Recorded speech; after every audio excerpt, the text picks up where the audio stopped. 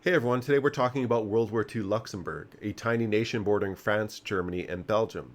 Luxembourg's population at the start of World War II in 1939 was under 300,000, and its army was smaller than 500 men.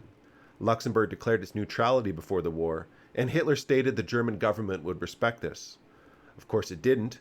Luxembourg was invaded May 10, 1940, the same day attacks began on Belgium and the Netherlands.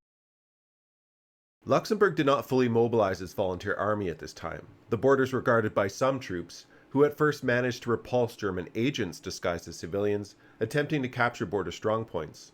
Shortly after the German army showed up, while the Luxembourg army remained in barracks. The Schuster Line, which was a system of barriers to deter any invasion, did little to stop the Germans. The capital city, also called Luxembourg, was captured by the afternoon. Some fighting did take place in the nation, though, as several French divisions crossed into Luxembourg and skirmished with the German forces, but they were hastily organized and ultimately retreated. Thousands of civilians fled Luxembourg at this time, mostly into France, and the government would also flee and eventually re-establish an exile in London. The German occupation left no room for self-governments in Luxembourg. Unlike in other nations like Belgium or the Netherlands, Luxembourg was to be absorbed by Germany, which was made official in August of 1942. Germany felt Luxembourg citizens would easily become German citizens, particularly as German was an official language of the nation, along with French and Luxembourgish. Speaking French would be banned, and German propaganda would wash over the nation in an attempt to Germanify the populace. This included promoting an already existing pro-Nazi movement in the nation, in part by coercion. Being a recognized Nazi supporter could help with things like employment. Manual workers fell under the control of the German labor front, and both men and women could be called and conscripted to work on military projects. From August 1942 onwards, Luxembourgers were drafted into the German army. 12,000 would serve, and nearly 3,000 would die during the war, though 3,500 would desert the German army. Resistance groups also fought the occupation. This included helping Jews escape or hide. Almost all of the 3,500 Jews in the nation fled, but sadly most are rounded up in occupied neighboring countries. The resistance also helped the Allies gather information.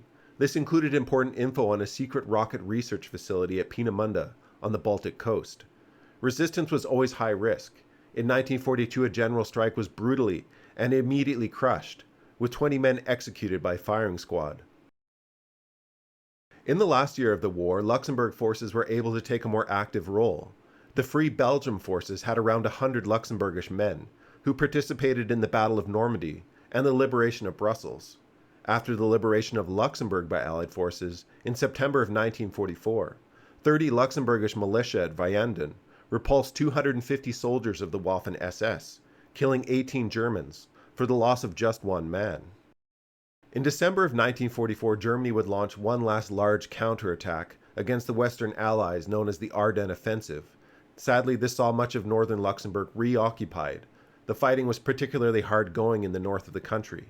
3,500 homes were destroyed or damaged, and 500 civilians lost their lives.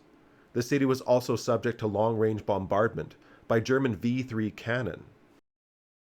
After the war, Luxembourg shifted its view on neutrality, and not only would participate in the joint occupation of Germany, but would join NATO, and even fight alongside Western forces in the Korean War in the 1950s. Alright, I'm Johnny. Thanks for watching this little brief on Luxembourg during World War II. I hope to see you in the next video. Remember to help out with one of these.